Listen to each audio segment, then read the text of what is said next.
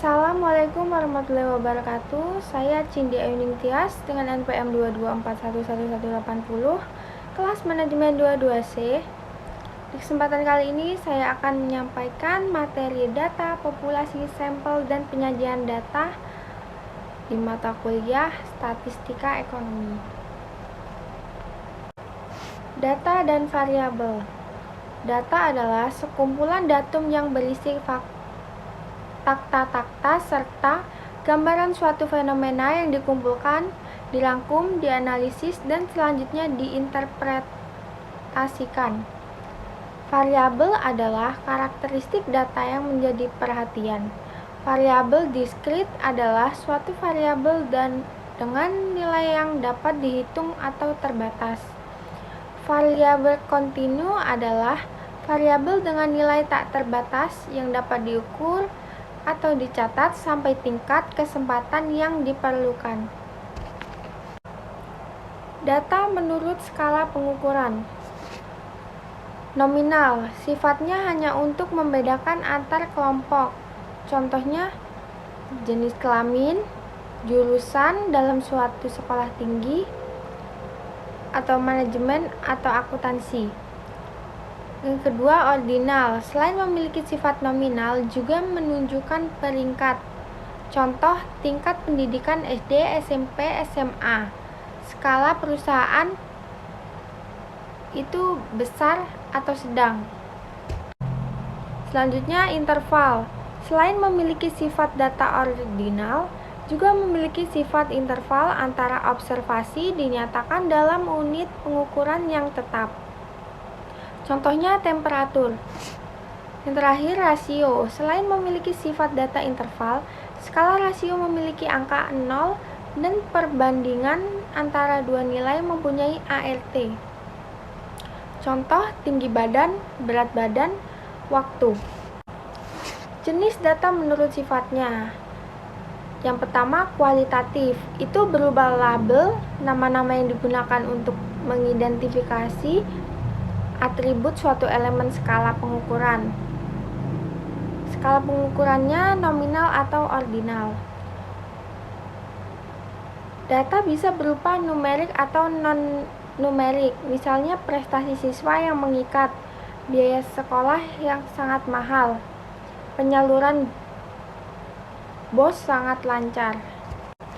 Selanjutnya, kuantitatif, mengindikasikan seberapa banyak, how many, or discrete, or how much, or continue. Data selalu numerik. Skala pengukurannya interv dan rasio. Misalnya rata-rata nilai matematika siswa 80, biaya SPP per bulan 100.000, dibagi 99% siswa dinyatakan tamat dan lulus atau sebagainya. Jenis data menurut sumbernya. Yang pertama, data internal, yaitu data yang menggambarkan keadaan atau kegiatan di dalam suatu organisasi. Di dalam suatu sekolah, misalnya data guru, data keuangan, data siswa, data prestasi siswa, dan sebagainya. Selanjutnya, data eksternal, yaitu data menggambarkan keadaan atau kegiatan di luar suatu organisasi. Bagi suatu sekolah, misalnya tingkat daya beli masyarakat, perkembangan biaya sekolah, permintaan, dan sebagainya. Jenis data menurut waktu pengumpulannya. Yang pertama, cross-sectional data, yaitu data yang dikumpulkan pada waktu tertentu atau waktu yang sama. Contohnya, jumlah mahasiswa UPI 2016-2017, jumlah perusahaan Go Public tahun 2016. Yang kedua, time series data, yaitu data yang dikumpulkan selama kurun waktu atau periode tertentu. Contohnya, pergerakan nilai tukar rupiah dalam 1 bulan, produksi padi Indonesia tahun 2007 sampai 2016. Jenis data menurut cara memperolehnya. Yang pertama, data primer, yaitu data yang dikumpulkan dan diolah sendiri oleh suatu organisasi atau perseorangan langsung dari objeknya. Misalnya, BPS melakukan sensus penduduk tahun 2000 untuk memperoleh data penduduk. Selanjutnya data sekunder, yaitu data yang diperoleh dalam bentuk yang sudah jadi atau sudah dikumpulkan dan diolah oleh pihak lain, biasanya sudah dalam bentuk publikasi. Misalnya itu suatu perusahaan memperoleh data penduduk dari BPS, data perbankan dari BI, dan lain-lain. Tendensi sentral. Tendensi sentral merupakan ukuran yang dapat mewakili data secara keseluruhan. Artinya, jika keseluruhan nilai yang ada dalam data tersebut diurutkan besarnya dan selanjutnya dimasukkan nilai rata-rata ke dalamnya. Nilai rata-rata tersebut memiliki kecenderungan terletak di urutan paling tengah. Ukuran pemusatan.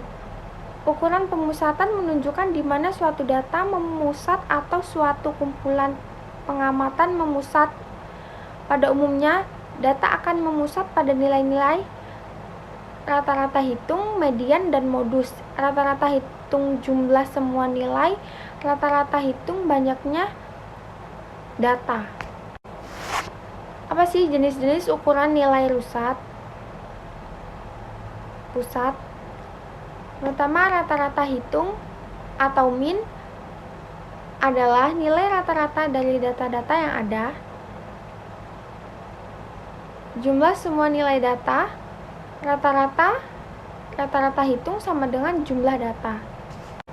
Kiranya itu saja yang dapat saya sampaikan pada video kali ini. Saya ucapkan terima kasih. Saya akhiri. Wassalamualaikum warahmatullahi wabarakatuh.